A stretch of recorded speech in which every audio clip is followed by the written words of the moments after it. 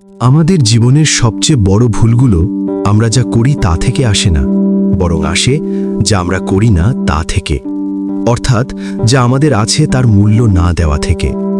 আমরা ভাবি কাল যখন অনেক কিছু হবে তখন সুখী হব। এই আগামীকালের আশায় আমরা আজকের সুখকে বারবার বিসর্জন দেই।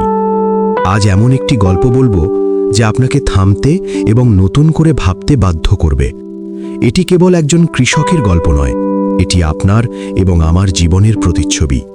এক কুয়াশাচ্ছন্ন সকালে রাজা তার বুদ্ধিমান মন্ত্রীকে নিয়ে প্রাসাদের বাগানে হাঁটছিলেন। হঠাৎই তাদের নজর পড়ল প্রাসাদের সীমানার বাইরে এক জীর্ণ কুঁড়ে ঘরের দিকে। রাজা দেখলেন এক দরিদ্র কৃষক তার পরিবার নিয়ে হাসছে, নাচছে আর আনন্দে মেতে আছে। তাদের পরনে ছেঁড়া পোশাক, হয়তো পেটে আধপেটা খাবার, কিন্তু তাদের চোখে মুখে যে তৃপ্তি তা রাজার প্রাসাদেও বিরল। রাজা অবাক হয়ে মন্ত্রীকে বললেন, মন্ত্রীমশাই, আমার অগাধ সম্পদ আর ক্ষমতা থাকা সত্ত্বেও আমি রাতে শান্তিতে ঘুমাতে পারি না, আর এই লোকটির কিছুই নেই অথচ সে কতটা সুখী। এর রহস্য কি? মন্ত্রী মুচকি হেসে বললেন, মহারাজ, কারণ ওরা এখনো ৯৯ ক্লাবের সদস্য হয়নি। রাজার কৌতূহল বেড়ে গেল। মন্ত্রী তাকে উত্তর দেওয়ার জন্য ৬ মাস সময় চাইলেন এবং একটি থলেতে ৯৯টি স্বর্ণমুদ্রা ভরে সেই রাতেই কৃষকের দরজার সামনে রেখে এলেন। পরদিন সকালে কৃষক মুদ্রাগুলো পেয়ে খুশিতে আত্মহারা হয়ে গেল।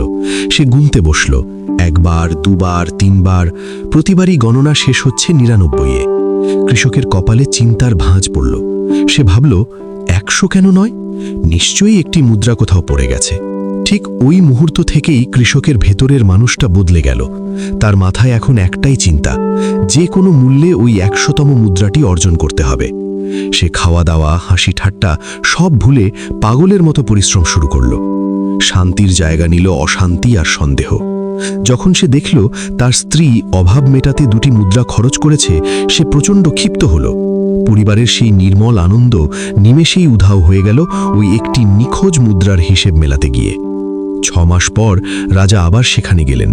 দেখলেন সেই বাড়িতে এখন আর হাসির শব্দ নেই, আছে শুধু অভাব আর অভিযোগের হাহাকার। মন্ত্রী বললেন, মহারাজ, এটাই হলো ৯৯-এর ক্লাব। এরা হাতের ৯৯টি মুদ্রার আনন্দ নিতে পারে না ওই একটি মুদ্রার পেছনে ছুটতে গিয়ে। আমাদের জীবনটাও ঠিক এমন। সাফল্য বা টাকা কখনো আপনাকে সুখী করতে পারবে না যদি আপনি বর্তমানকে উপভোগ করতে না শেখেন।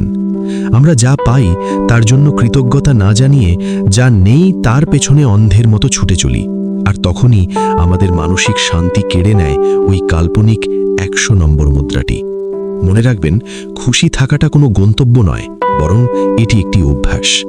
আজ আপনার কাছে যা আছে তার জন্যই সৃষ্টিকর্তার কাছে কৃতজ্ঞতা প্রকাশ করুন, কারণ আপনি যা নিয়ে আক্ষেপ করছেন হয়তো পৃথিবীর অন্য প্রান্তের কোনো মানুষের কাছে সেটাই সবথেকে বড় স্বপ্ন। আপনার জীবনেও কি এমন কোনো নিখোঁজ মুদ্রা আছে যার পেছনে আপনি অহেতুক ছুটছেন? কমেন্ট করে আমাদের জানান। ভিডিওটি ভালো লাগলে লাইক দিন এবং আপনার প্রিয়জনদের সাথে শেয়ার করুন। হয়তো আপনার একটি শেয়ার কারো জীবনের দৃষ্টিভঙ্গি বদলে দিতে পারে। এমন সব জীবনমুখী গল্প নিয়মিত পেতে মাইন্ড মোটিভ বাংলার সাথেই থাকুন। দেখা হবে পরবর্তী ভিডিওতে। ততক্ষণ ভালো থাকুন, সুস্থ থাকুন, আর যা আছে তা নিয়েই খুশি থাকতে শিখুন। ধন্যবাদ।